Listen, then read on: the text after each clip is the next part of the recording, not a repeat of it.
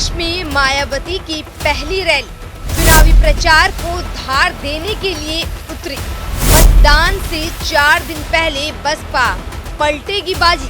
बाबा साहब की जयंती पर लोकतंत्र का करिश्मा करेंगी कमाल। ठाकुरों की नाराजगी का फायदा उठा पाएगी बीएसपी। उत्तर प्रदेश में पिछले कुछ दिनों से एक युवा नेता सबसे ज्यादा चर्चाओं में है। वे जहां जहां भाषण दे रहे हैं, उसके बाद हर कोई उनके बोलने की शैली को लेकर उनका प्रशंसक बन रहा है। अब उन्हीं युवा नेता की बुआ यूपी के 24 के चुनाव में मैदान में पहली बार प्रचार के लिए उतरी और उन्होंने जगह चुनी है सहारनपुर। बसपा सुप्रीमो मायावती ने अंबेडकर जयंती के दिन यूपी में चुनाव प्रचार शुरू करने के लिए चुना।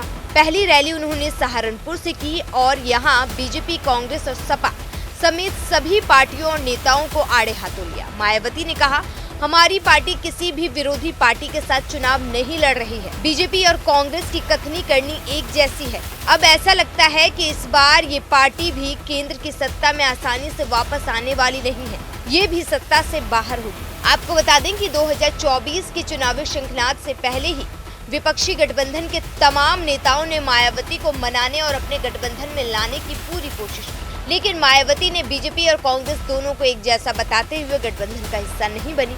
उसी को लेकर आज सहारनपुर में मायावती ने दोनों पार्टियों पर निशाना साधा। बीएसपी और मायावती की इस रैली से पहले आज ही बीजेपी ने अपना संकल्प पत्र भी जारी किया है। इसको लेकर भी बहन जी ने बीजेपी को सहारनपुर में घेरने की कोशिश की। उन्होंने कहा कि बीजेपी के चुनावी घोषणा पत्र के प्रलोभन में आपको नहीं आना है।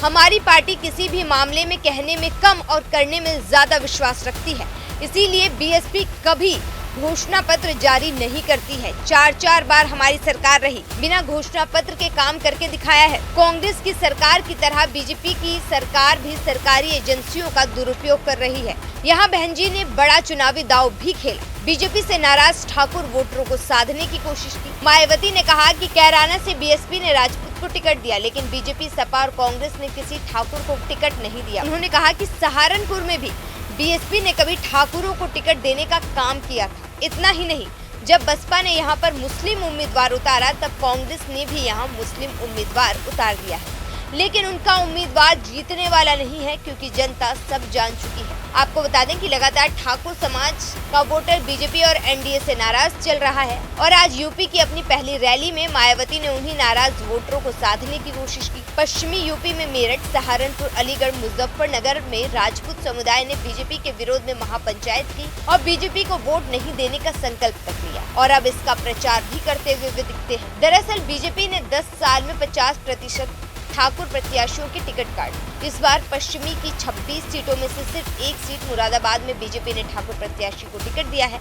गाजियाबाद से केंद्रीय मंत्री वीके सिंह का टिकट काट दिया गया। संगीत सोम जैसे फायर ब्रांड नेता को भी टिकट नहीं दिया गया। प्रदेश में राजपूतों की आबादी की बात की जाए तो करीब 10% है। 80 में से 15 सीटों पर मजबूती रखते हैं। यही वजह है कि बीजेपी से नाराज वोटरों को मायावती अपने खेमे में लाना चाहती है। अगर सिर्फ सहारनपुर में ठाकुर वोटरों की बात की जाए तो 2.5 लाख हैं। यहाँ से बसपा ने माजिद अली को मैदान में उतारा है। कैराना लोकसभा सीट से श्रीपाल राणा को उम्मीदवार बनाया गया है। देखना होगा कि ठाकुर वोटर किसकी ओर जाते हैं और बसपा के माजिद अली और श्रीपाल राणा 24 के रन में क्या कमाल करते हैं। मायावती की ये रैली कितना अली और राणा को जीत दिलाने में मददगार साबित होती है, ये सब 4 जून को पता चलेगा। Bureau report, news 1 India.